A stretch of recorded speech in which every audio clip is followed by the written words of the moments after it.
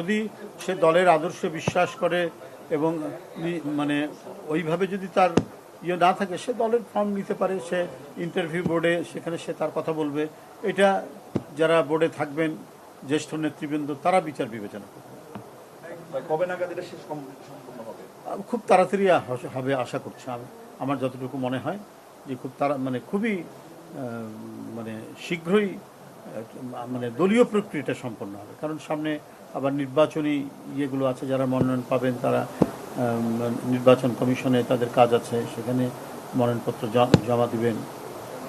একটা বিষয় হচ্ছে সংসদ নির্বাচনের সময় অনেক প্রার্থীদেরই তথ্য গোপনে করার কারণে বিএনপি বিপদে পড়েছে, বিশেষ করে ঋণ খেলাপি থেকে শুরু করে নানান কারণে। এগুলোকে আপনারা যাচাই বাছাই করবেন কিনা বা করছেন কিনা? এগুলো যাচাই বাছাই নিঃসন্দেহে মহিলারা তো আর অত ব্যবসা বাণিজ্যের সাথে যুক্ত থাকে না, তো তার স্বামী অথবা বাবা কেউ না কেউ থাকেন।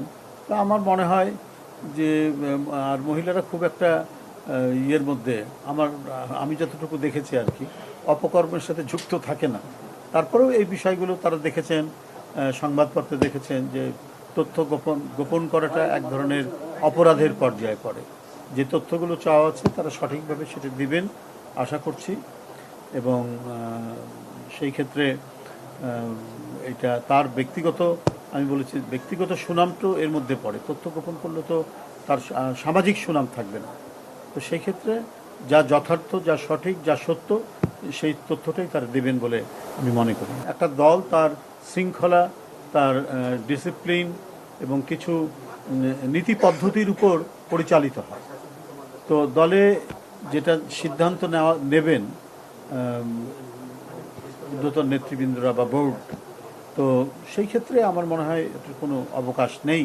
এই কারণে যদি এই দল করতে হয় তাহলে তাদেরকে অবশ্যই দলীয় শৃঙ্খলা এবং দলের যে রীতিনীতি যেগুলো আছে সেগুলোকে মান্য করেই করবে। এবং যারা 16-17 বছর হাসিনার মতো একটা দানবীয় শক্তির বিরুদ্ধে লড়াই করতে পারে, মেয়েদের অবদান তো কম নয়, বিশাল অবদান তাদের রয়েছে। বিশেষ করে আমাদের জাতীয়তাবাদী মহিলা দল বা আমাদের যত মহিলা নেত্রী আছে, যারা এই অবদান রাখতে পারে, এত ত্যাগ স্বীকার করতে পারে, তারা কি পেল না পেল এর উপরে ভিত্তি করে তারা কোনো দলীয় বিশৃঙ্খলা করবে এটা আমি বিশ্বাস করি।